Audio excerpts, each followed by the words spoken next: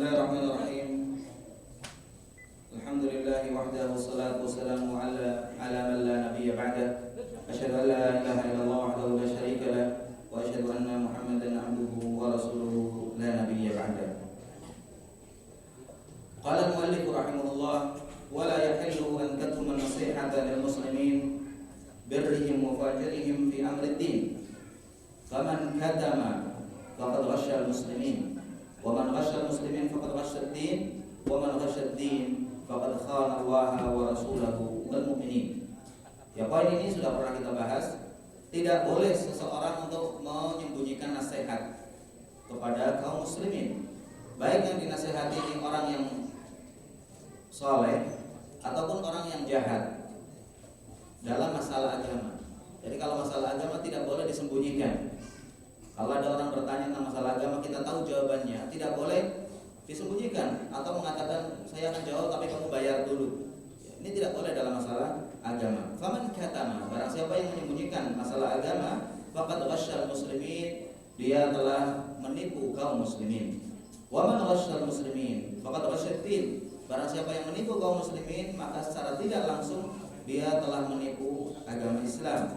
Wa man ghasyad din faqad khana Allah wa rasulahu, barang siapa yang menipu agama berarti dia telah berkhianat kepada Allah dan Rasulnya dan kaum mukminin. Dan kita tahu bahwasanya ad-dinun nasihat, agama Islam ini, dinul Islam adalah agama nasihat yang harus kita berikan kepada ahlinya.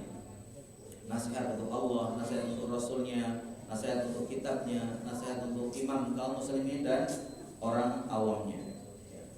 Ini tidak boleh disembunyikan ketika kita ditanya tentang masalah agama atau kita diminta memberikan nasihat. Kalau antum misalkan datang suatu pertemuan diminta untuk mengisi suatu materi misalkan, dan antum mampu. Kalau antum nggak mampu lain ya, maaf saya nggak bisa, saya nggak mampu, nggak apa-apa. Namun kalau antum mampu nggak mau, sementara mereka butuh nasihat, mereka kekurangan ilmu dalam masalah agama dan seterusnya, maka antum tidak boleh menolak dan menghindar.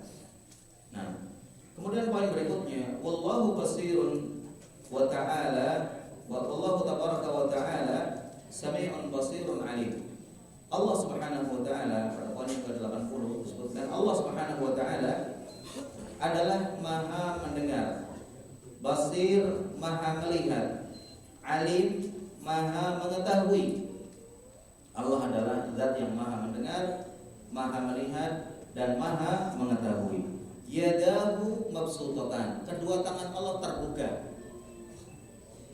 Kedua tangan Allah terbuka, dikatakan kedua tangan Allah itu terbuka untuk menerima taubat hambanya. Liyatuba musi'an nahar, ketika di malam hari yabsutu Allahu yadahu bil-lail liyatuba musi'an nahar. Allah membentangkan kedua tangannya di malam hari untuk menerima taubat orang-orang yang berdosa di siang hari.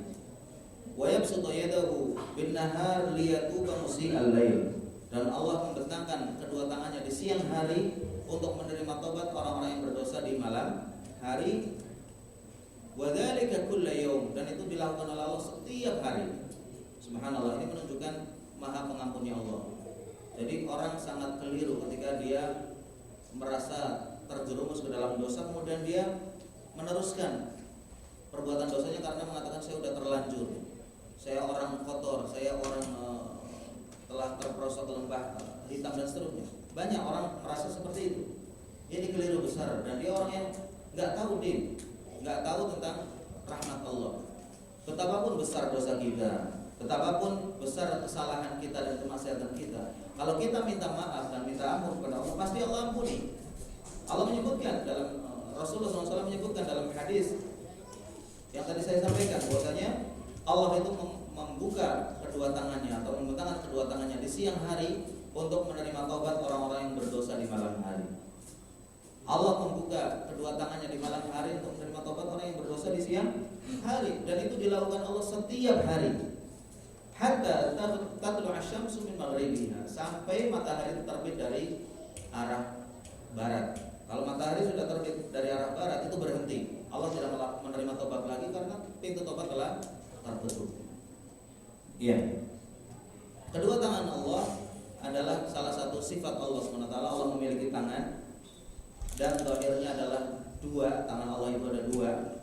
Namun dikatakan wakil yadayhi yamin. Dalam hadis disebutkan kedua tangan Allah itu kanan. Dalam artian apa? Dalam artian kedua tangan Allah itu sama baiknya. Kalau kita punya dua tangan, kanan dan kiri pasti beda, ya kan? Kanan biasanya lebih kuat dari kiri. Dan kanan dimuliakan dalam Islam melebihi yang kiri. Yang kiri untuk buang kotoran, untuk membersihkan kita dari kencing dan seterusnya. Yang kanan dimuliakan untuk makan, untuk mengambil barang, untuk memberi dan seterusnya. Ya, kenapa? Karena tangan kita beda, yang kanan dan kiri beda. Ya, kecuali yang kidal, yang kebalik, yang kiri lebih kuat. Namun secara umum manusia itu kanan dan kiri itu berbeda kekuatannya. Allah Subhanahu wa taala kedua tangannya kanan, artinya kedua tangannya baik. Kedua tangannya mulia, kedua tangannya sama-sama baik dan sama-sama kuatnya. Tidak seperti kita. Itu maksud kedua tangan Allah itu kanan. Bukan kedua tangannya di sebelah kanan semua. Tidak. Ya, karena ini aib. Nah, qad 'alima Allahu 'anal khalqa ya'suna. Allah Maha tahu dan tahu bahwasanya makhluknya itu akan berbuat maksiat kepadanya, baik jin maupun manusia. Allah tahu bahwa manusia ini akan berbuat dosa dan maksiat. Qabla an yakhluqahum, sebelum Allah ciptakan mereka. Sebelum Allah menciptakan kita, Allah tahu kita akan melakukan dosa. Allah mengetahui Fir'aun itu akan mengaku Tuhan dan dia kafir. Abu Jahal akan kafir, Allah tahu. Dan Allah juga tahu kalau iblis itu akan membangkang. Allah Maha tahu. Ilmuhu nafidun fihim, ilmu Allah terlaksana pada makhluknya. Apa yang Allah ketahui dan Allah takdirkan pasti terjadi. Falam yamna'hu ilmuhu fihim an hadahum lil Islam. Allah tahu bahwa Abu Jahal itu kafir dan mati dalam kondisi kafir. Abu Lahab juga kafir dalam kondisi kafir. Abu Thalib juga seperti itu. Namun Allah tetap memberikan sarana hidayah kepada mereka. Artinya apa? Allah perintahkan Nabi Muhammad SAW untuk berdakwah kepada mereka orang-orang kafir itu. Diperintahkan Nabi Musa untuk berdakwah pada Fir'aun, padahal Allah tahu Fir'aun itu tidak akan menerima dakwahnya. Ini sebagai apa? Sebagai kasih sayang Allah kepada makhluknya semuanya. Allah Maha Adil. Gak ada orang yang tidak dikasih hidayah oleh Allah SWT dalam artian hidayah, irsyad, kemudian Allah siksa. Allah tidak mungkin menyiksa orang yang dia gak tahu sama sekali. Kalau misalkan ada orang di pedalaman Irian misalkan, dia nggak kenal apa-apa kecuali dirinya dan orang-orang di sekitarnya, nggak pernah dengar hadis, nggak pernah dengar agama Islam. Kok Allah siksa langsung? Ini Allah zalim. Allah tidak akan menghukum orang, tidak akan menyiksa orang kecuali Allah tegakkan hujjah dulu pada mereka. Allah utus nabi dulu, utus rasul, atau Allah sampaikan pada mereka melalui dakwah seperti Islam. Kalau sampai ke pedalaman berarti telah sampai hujjah Allah pada mereka. Namun kalau ada kelompok manusia yang tertutup, kemudian tidak pernah dengar apa-apa, kok tiba-tiba dimasukkan neraka oleh Allah, maka Allah zalim. Allah akan uji mereka nanti di akhirat, diuji, ditanya. Kalau mereka mau mengakui Allah sebagai Rabb-nya, kemudian mungkin akan diuji dengan amalan-amalan, dan dia mau taat, maka dia masuk surga. Sekalipun di dunia tidak sholat, karena dia nggak tahu. Sekalipun di dunia belum pernah mengatakan syahadat karena tidak tahu. Allah Maha Adil. Seperti yang diperlakukan kepada anak-anak orang kafir, anak-anak orang kafir yang mati masih kecil, itu khilaf di antara para ulama. Ada yang mengatakan langsung masuk surga, menjadi pelayan surga. Ada yang mengatakan mereka akan diuji seperti orang kafir yang tidak pernah dengar syariat Islam, diuji. Kalau dia lulus masuk surga, kalau tidak maka masuk neraka, semuanya dengan takdir Allah Subhanahu wa taala. Wa man nabihi alaihim karaman wa judan wa tafdilan falahul hamd. Allah memberikan sarana hidayah pada mereka sebagai kemuliaan dari Allah dan keluhuran darinya serta kemurahan dari Allah Subhanahu wa taala. Ya, itu barangkali yang bisa kita bahas karena waktunya habis. Mudah-mudahan bermanfaat. Sebelum kita akhiri ada berita duka dari Abu Walid, ya. Abu Walid beliau mengatakan telah meninggal dunia Pak Mat Bakri pada hari Ahad kemarin, pamannya Ummu Nabilah.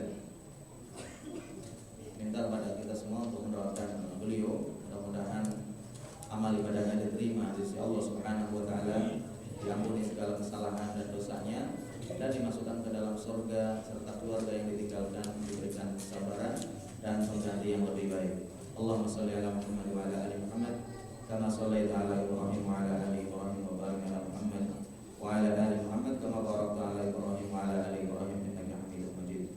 Allahumma ighfir lahu warhamhu wa'afihi wa'fu anhu wa akrim nuzulahu wa wasi' madkhalahu واغسله بالماء والثلج والبرد. اللهم لا تحرمنا أجره ولا تفتنا بعده واغفر لنا وله. اللهم اجعل قبره روضا من رياض الجنة. اللهم اجعل الجنة مثواه. اللهم اكتبه في العليين واجعله من أهل جنتك يا رب العالمين. صلى الله على نبينا محمد وعلى آله وصحبه أجمعين. Kemudian untuk infak hari ini, alhamdulillah terkumpul